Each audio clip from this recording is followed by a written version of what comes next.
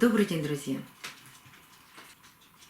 Сегодня хочу показать отделение и посадку деток дендрофаленопсиса. У меня один из моих дендрофаленопсисов сейчас цветет.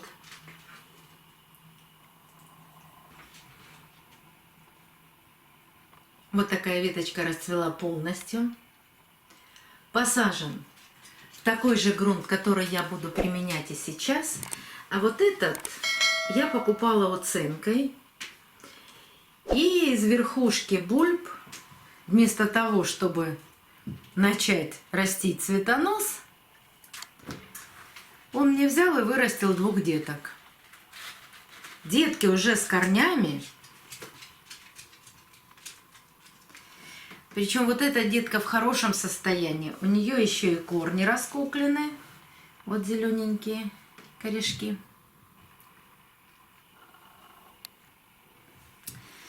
А вот эта детка даже листики стала опускать, потому что, видимо, у мамы ресурс иссяк. Вот видите, она и болтается здесь. И совсем тоненькая эта бульба стала. Поэтому пересадить нужно срочно.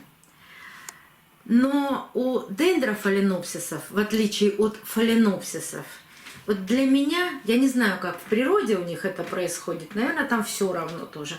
Для меня все равно, с какими корнями ее посадить. С раскукленными или вот с такими, которые не имеют там активного роста.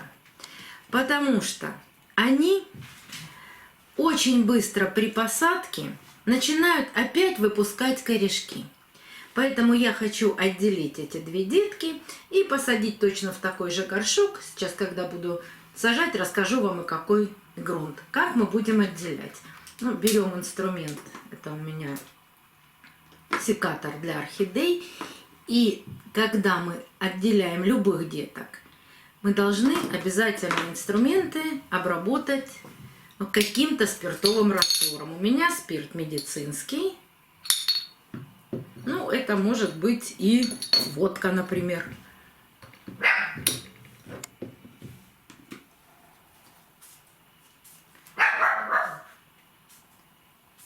Обрабатываем. Может и пинцет понадобится. Ричи.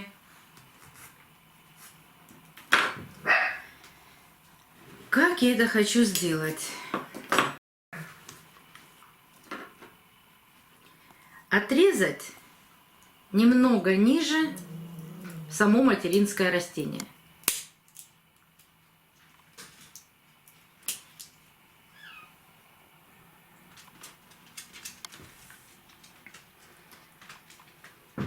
Вот такой срез. Можно почистить старые чешуйки, убрать.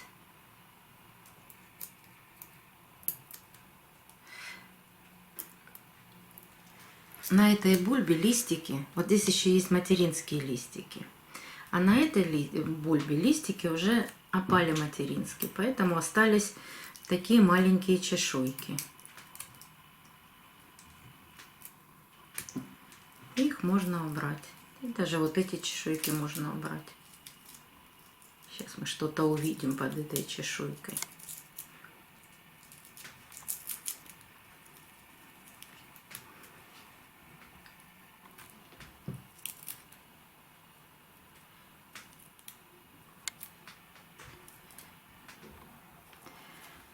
Сейчас, если возьмет камера, покажу вам.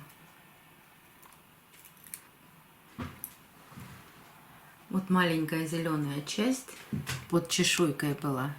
Вот отсюда может пойти новая бульба. Прямо друг от друга. Так, срез обрабатываем перекисью водорода. Перед посадкой обработали и маму тоже. Мамину бульбу мы вообще, наверное, я при пересадке удалю, когда буду остальное все рассаживать. И минут 5 дать подсохнуть, полежать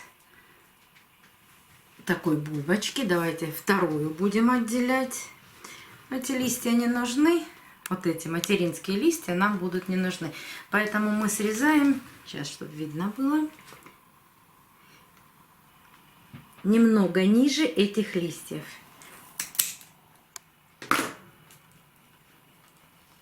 Эта бульба хорошая и даже начала набирать. Вот. Смотрите, эти бульбы толстые вот такие. Вот она тоже начала толстеть, то есть начала вызревать, называется. И теперь, давайте вот так буду показывать, эти листья мы тоже удаляем.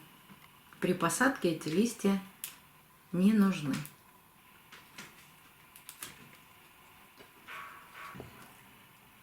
И вот этот маленький кусочек материнского растения можно удалить, можно оставить, но тоже нужно обработать. Я, наверное, оставлю на всякий случай. Вот так выглядят.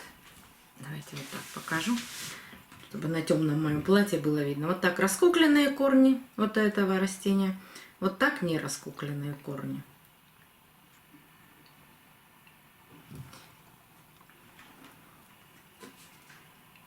Материнское растение тоже обрабатываем, материнскую бульбу.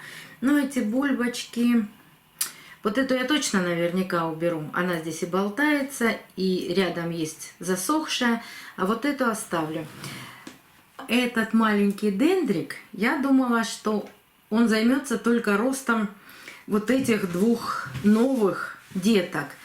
Но он выпустил вот здесь крошечную детку в горшке, то есть он и здесь продолжает свой рост. Я еще подожду, чтобы она начала выпускать корешки, и тогда сделаю пересадку, тогда уже буду убирать эти старые бульбы. Пока ее отставляем. И этот, и все остальные бульбовые орхидеи я сажаю в смешанный грунт.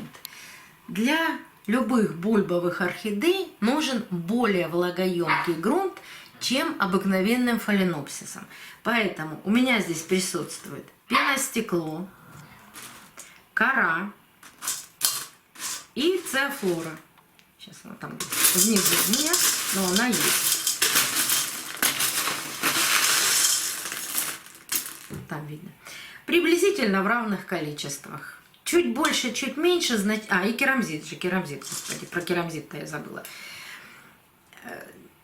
Большого значения не имеет, если на 5 штук коры будет больше, чем, например, пеностекла или наоборот.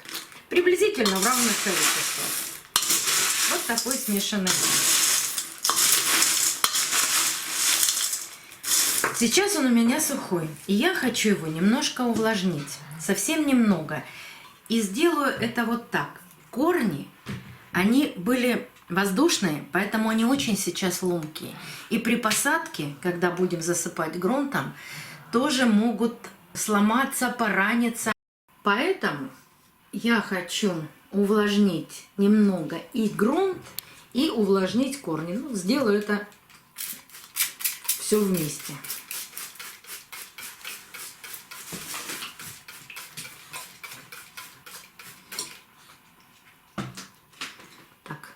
Пусть полежат пару-тройку минут.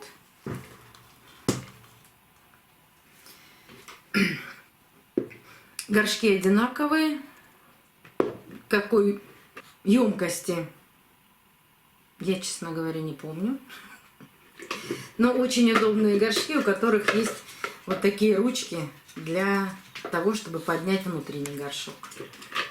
И бульбовые орхидеи, дендрофаленопсисы, дендробиумы нобили, их можно и нужно сажать в непрозрачные горшки, потому что их тонкие корни, вот эти тоненькие корешки, не участвуют в фотосинтезе и прекрасно растут в таких непрозрачных горшках. Как же нам их посадить? Я хочу их посадить рядом. Так, горшок глубокий. Поэтому я сначала насыплю какое-то количество грунта. Ну, сейчас посмотрим. Вот видите, по длине корней я насыплю грунт в горшок.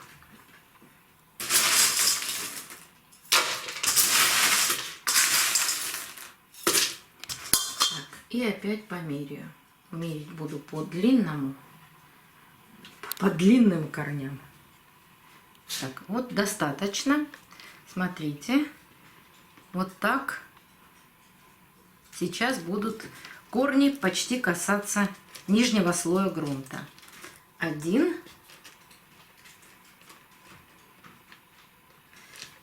Рядышком поставлю второй. Все это будет по центру горшка. И аккуратно засыпать, постараться не сломать эти очень хрупкие корни.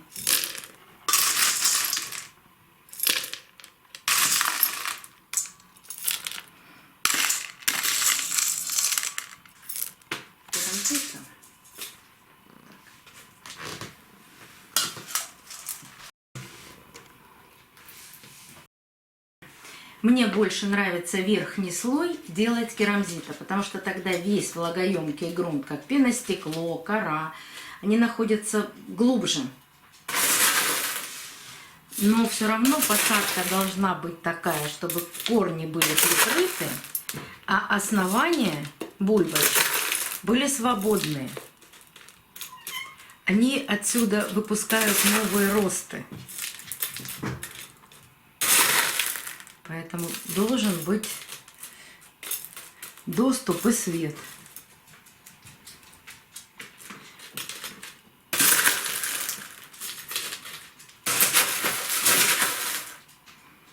Керамзит у меня влажный, все остальное почти сухое. Вот такая посадка. Поливать сегодня я не буду. Я дам ему постоять немножечко. А завтра, как всегда, замачиванием на 15-20 минут сделаю полив. Если у вас такие ростики, ну как-то вам не нравится, как они получились, они падают, их нужно поддержать, поставьте держатели, прикрепите. Вот как у меня вот здесь стоит держатель, потому что очень сильно наклоняется, падает цветок. И бульбы. Посмотрите, как они по-разному растут. Вот одним хочется расти вверх, а другим хочется расти вот так в сторону. Ну, это говорит только о том, что я вовремя ее не укрепила. И она вот так легла. Но тоже получается красиво. В общем, если вам нужно придержать как-то, вставляете держатель и выравниваете. Ну и посмотрим, что у нас из этого получится. Пока все с такими орхидеями получается. И даже они прекрасно второй раз в этом году цветут. Не забываем, что у дендрофаленопсисов есть период покоя. Если мы сделали вот такую пересадку, и вдруг нам кажется, корни не растут, листья не растут, еще что-то не растет. Нет. Для них после цветения, после роста, после налива вот такой бульбы толстенькой, у них наступает период покоя. Их в это время нужно почти не удобрять. Я удобряю их, когда цветет вот этот, удобряю их раз в 2 месяца, поливаю раз в месяц, потому что нет активного роста. Когда орхидея вот эта отцвела, и в горшке нет новых ростиков, значит, она замерла. У нее наступает период покоя. Это обычно приходится на зимние месяцы. И когда проклевывается где-то новый молодой росточек, вот тогда мы ее начинаем поливать, удобрять. А сейчас для того, чтобы не сгноить ей корни, потому что в период покоя она очень мало поглощает и воды, она как бы засыпает, называется. Поэтому полив очень ограниченный. Только появился новый рост, начинаем поливать и удобрять. Поэтому за этими я сейчас понаблюдаю, как они себя поведут. И если они уйдут в период покоя, я их точно так же, как и взрослое растение, буду очень мало поливать. Раз в месяц. Чтобы вот эти корешки, которые она нарастила, не сгнили. Ну и, конечно, с периодичностью буду вам показывать и рассказывать, что будет с ними происходить дальше. До новых встреч, друзья! Увидимся на канале.